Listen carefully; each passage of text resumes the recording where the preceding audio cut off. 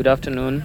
Welcome to DYR It's Safari Edition, and today I'm with Polkadot, Team Polkadot. So please introduce yourself and just share with us what Polkadot is about. All right. Thank you, Patrick. I'm Joab, and I love identifying as African. Frank, not Patrick. Oh, Just go on. It's a fun event. Oh, Yeah, Patrick. I Frank. don't know where that is coming from. All right, Frank. So, Yes. I'm Joab from East Africa. At least I love identifying as African. Why? I belong to two countries, but within this global village, I've been to nearly every other African country representing different things. But today here at East Safari, I'm representing Polkadot, which to me and my evaluation and my engagement on the blockchain arena is the best blockchain for now. Yes. So why do you think Polkadot is a really nice blockchain, and why would you encourage builders to build on Polkadot, or probably users to use stuff built on Polkadot? Well, to answer that question, for one to understand the concept of blockchain, you definitely have to know from the beginning. Yeah, when blockchain is dropped on different use cases like DeFi, and from the times of Bitcoin, it came with very many issues or problems. Yeah, and the landscape of the entire blockchain have been faced with those problems. And one of them, speak of the trilemma itself, it is security, decentralization, and then scalability. Yeah. Now, why Polkadot? Polkadot, with this architecture, it has given a platform whereby nearly all of these problems have been solved. Yeah. You can take a look at the OpenGov, right? And perhaps the nominated proof of stake algorithm for Polkadot. It gives you a cessation of decentralization being solved, right? And we both know why we need decentralization, at least with blockchain, right? Yeah. Speaking of security and stuff to go with trust, you get? This is why Polkadot stands to be the best. Mm-hmm. When you talk of having very many ecosystems, other many protocols, many different consensus algorithms, many differences, you find out that users themselves have an issue to navigate all these protocols all together. And on top of that, these protocols do not communicate. You can take a look at Bitcoin not communicating with Ethereum not communicating with, for example, let's say Solana and all that. And if they have to communicate, you must have to pay a high gas fees, which means there is so much hurdles on the user's end. Now, with the Polkadot architecture, of course, which we're talking of cross-chain, yeah? We're talking of cross-chain messaging, we're talking of consensus messaging, yeah? We find that now it is easier. The gas fees are going to be low. It is going to be much easier for the communication because now Polkadot offers a solution to interoperability. It makes sure that different networks are communicating. So to me, that is the best. Yeah, from just hearing from you, I think you really like the interoperability aspect of Polkadot and the ability to build from different chains, cross chains on the Polkadot ecosystem. So there's also this aspect of parachains. I don't know if it's also what you talked about, but how about parachains? What's this about parachains and probably the major advantages that parachains have?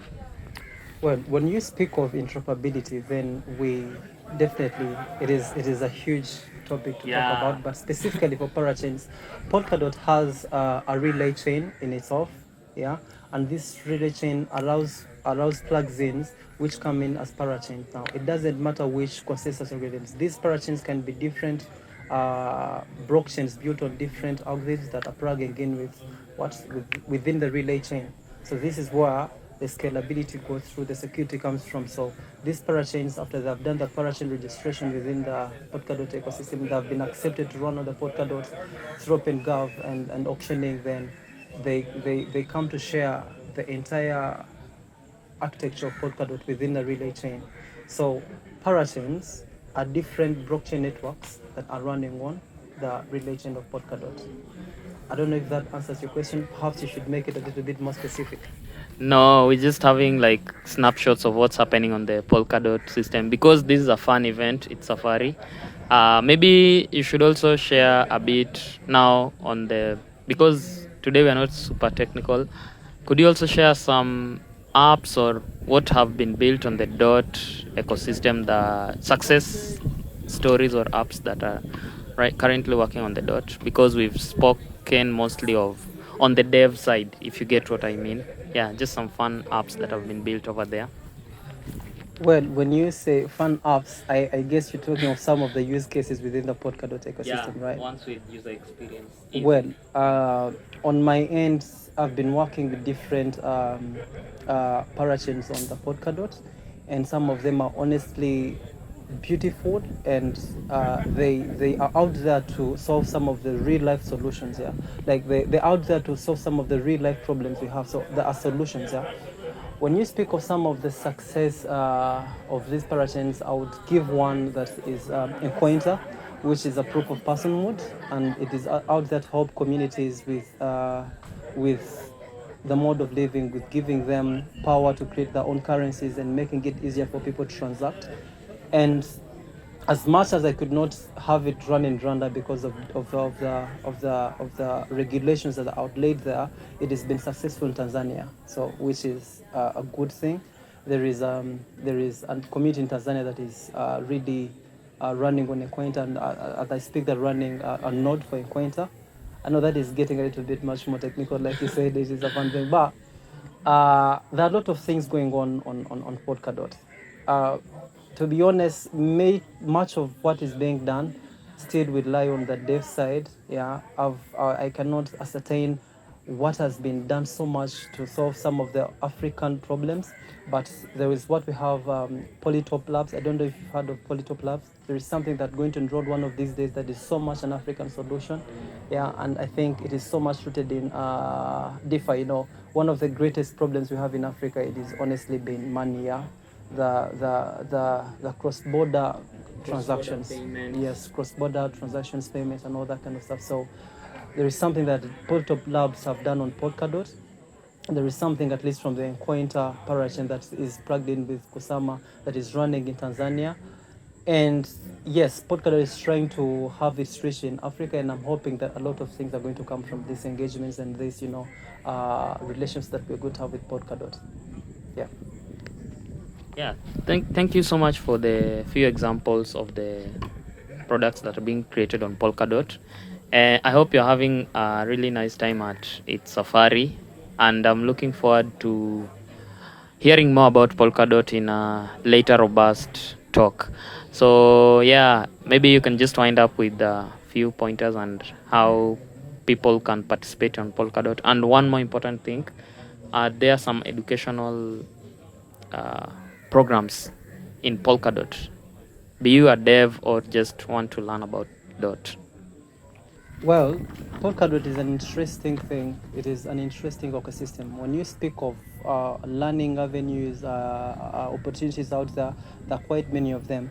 One thing that I would recommend for those who are interested in DOT is that you get in the broader Polkadot community, the different groups or communities on Telegram, and one on Discord that I would recommend everyone to join, and then perhaps there you can learn different ways to participate.